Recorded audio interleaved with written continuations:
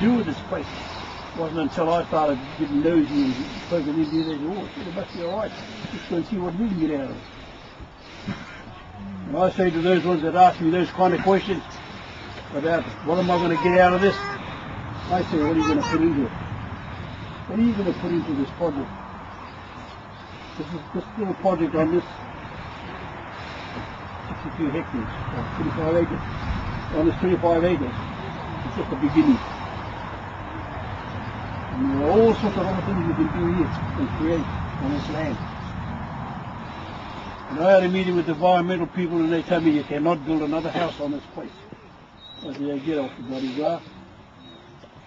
I said, what about those on that side of the road there with all those parkers over there? They have no trouble putting their driveways into their property. We're not allowed to do one here. That's the only driveway that we can have into this property, this whole 500 bloody acres. I said, that's going to have to change. So you made your connection while you're here. What are you going to do about it? How do you think about it? So if you're an inventive type of person, you might come up sometime in the future and say, gee, I've got an idea. I might want to build a pre-European power up here to add, to connect up with this tourism project here. Okay, there's a section over there to go for. You do your thing over there and have it connect up with this tourism project. This one here is going to be the beginning of it all. And it all can work in together. Pretty much like what the Agrodome is doing down there. So what's your starting venture, Uncle? It's a 1920s mill town project. It's going to be made up of a mill town that was in the 1920s. How the bush used to work back in those days. And with it come the old logging train that used to haul logs through the bush. Only this time they'd be pulling passengers through the bush. We've got a 3 kilometre trail tram line planned for the area that's already on the map drawn up. That's got to be created. The train will be hauling tourists through the bush, and with it, as they go through history of the area, will be talked about and stuff like that. And there'll be other things created, like you could be good at, you'd have your own little shop here. You sell your wares to the tourists. We're not importing anything from China. All the carvings and everything is going to be done on the site. Not plastic stuff. That is what we're planning. If you fellas are up to a walk, we can actually walk up in here into the bush. This track goes right up, and we can walk to the gully. And it's just another level of what the bush looks like. It's really beautiful.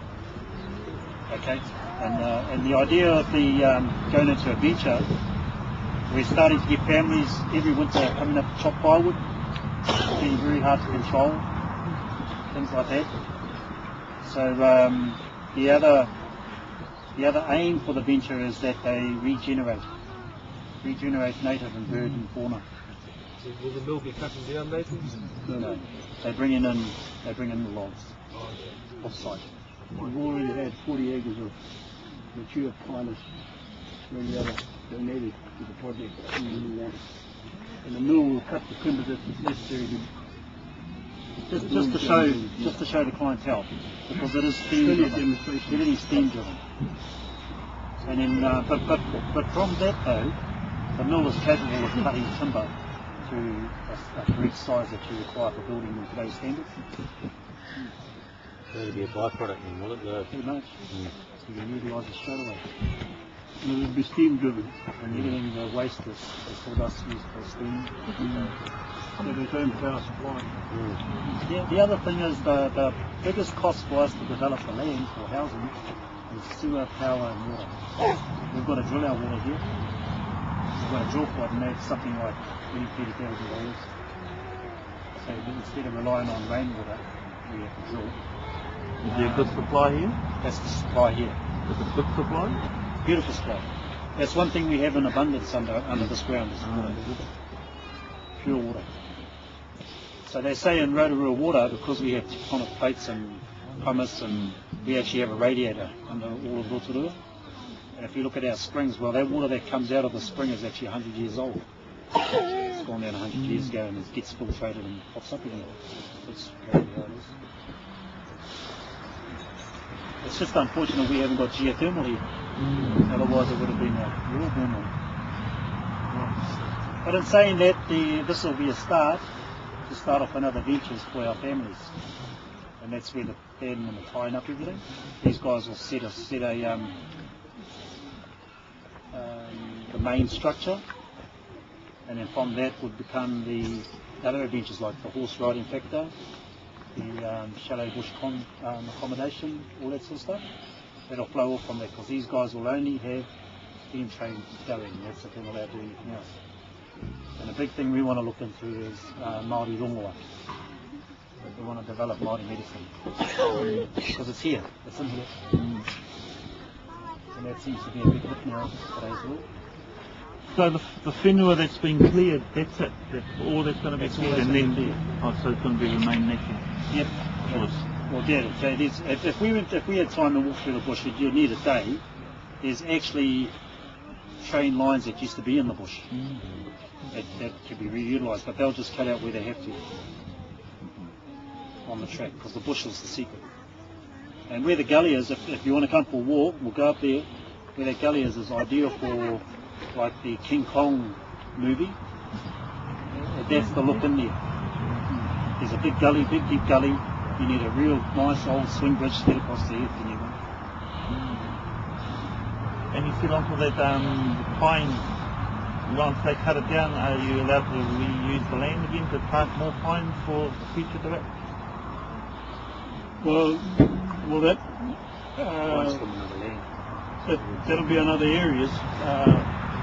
So what you'll find that